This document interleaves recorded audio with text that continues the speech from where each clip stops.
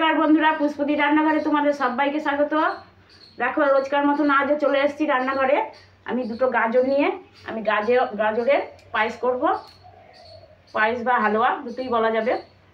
আমি দুটো গাজর নিয়ে নিয়েছি। দুটো গাজরে আমার 250 গ্রাম গাজর আছে। আর গাজর দুটো আমি খুব ভালো করে ধুয়ে নিয়ে ছাড়িয়ে আবারও ধুয়ে নিয়েছি। এখানে দেখো আমার চিনি আছে, তেজপাতা, এলাচ, কিশমিশ আর কাজু কিশমিশগুলো আমি ধুয়ে রেখে দিয়েছি। আর এখানে আছে আমার 750 গ্রাম দুধ। এই দুধটা প্রথমে আমি জাল দিয়ে নেব। এই দুধটাকে আমি জাল দিয়ে অর্ধেক করে নেব। এটা আমার প্যাকেটের দুধ।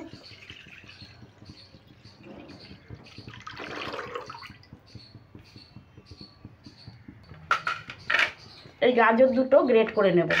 এইরকম গ্রেটারের সাহায্যে গ্রেট করে নিচ্ছি। দেখো খুব ভালো করে ছাড়িয়ে আমি ধুয়ে নিয়েছি। এবার গ্রেট করে নিচ্ছি। গাজরটা আমি গ্রেট করে নিয়েছি। দেখো 250 গ্রামে অনেকটাই হয়ে গেছে। এবার আমি এইদিকে কড়াই বসিয়ে দিচ্ছি গাজরগুলোকে ভেজে নেওয়ার জন্য। কড়াইটা গরম হয়ে গেছে। এবার আমি দিয়ে দেবো গাওয়া ঘি, এরকম চামচে 1 চামচ। ঘিটা গরম হয়ে গেছে। এবার এখানে দিয়ে দেবো আমি দুটো তেজপাতা, দুটো মুখটা ফাটিয়ে রাখা দুটো এলাচ,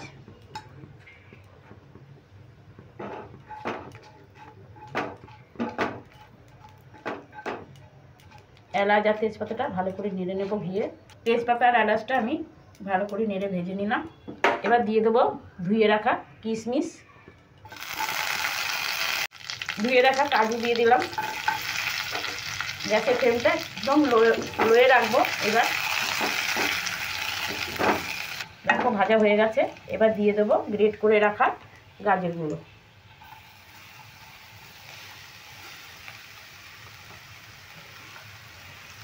এই কাজটা কিন্তু অবশ্যই লো ফ্লেমে করতে হবে, লো টু মিডিয়ামে। এবার আস্তে আস্তে এই গাজরগুলো এই ঘি আর এলাচের মধ্যে ভালো করে ভেজে নিতে হবে। এমন করে ভেজে নেব যেন সেদ্ধও হয়ে যায় আর ভাজাও হয়ে যায়।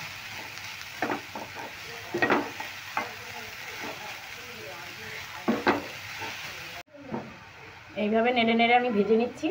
এমন ভাজতে ভাজতে একদম সেদ্ধ হয়ে যাবে।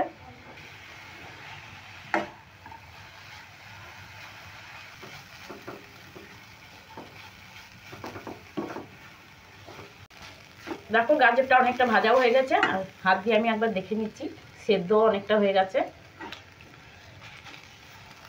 আর দুধটা এদিকে জাল দিয়ে একদম অর্ধেক হয়ে গেছে। দুধটাকে এবার আমি গ্যাসের ফ্লেমটা অফ করে দিয়ে ঢাকা দিয়ে রাখবো।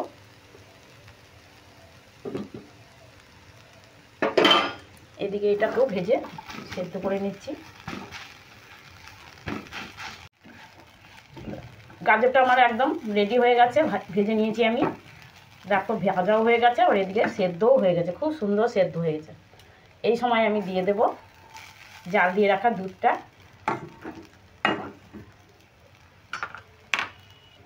আমি দুধটা এবার এই গাজরের মধ্যে ঢেলে দিচ্ছি।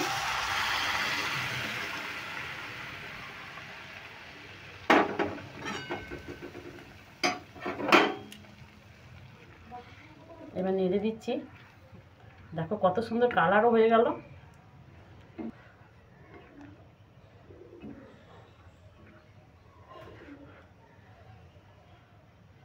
এই সময় দিয়ে দেবো, এখানে আমি চিনি রেখেছি 150 গ্রাম চিনি।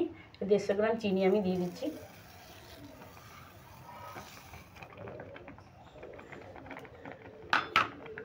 এবার চিনি আর দুধটা দিয়ে আমি ভালো করে জাল দিয়ে নেব।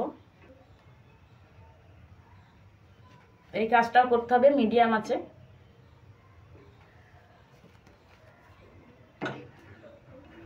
এবার আমি 5 মিনিট রান্না করে নেব।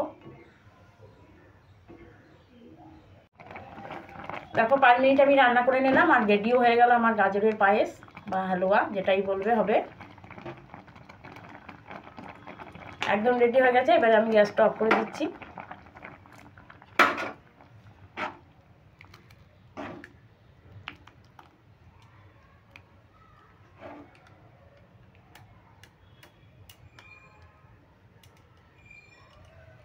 এবার আমি নামিয়ে নিলাম। দেখো ঠান্ডা হয়ে গেলে আর একটু জমে যাবে।